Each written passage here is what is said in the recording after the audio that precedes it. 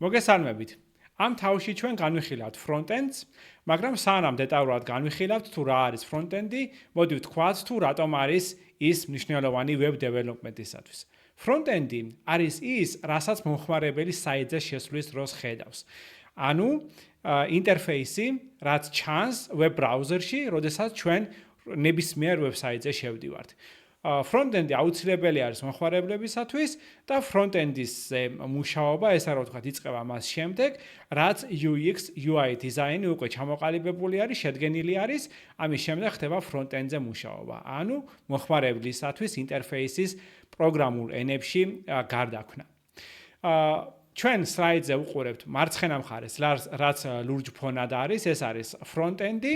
ამისათვის ჩვენ გავივლით ამ თავში HTML-ს, CSS და JavaScript-ს და ასევე ვისაუბრებთ JavaScript-ის რამდენიმე framework-ის შესახებ, რომლებიც პოპულარული და გავრცელებული არის დღეს.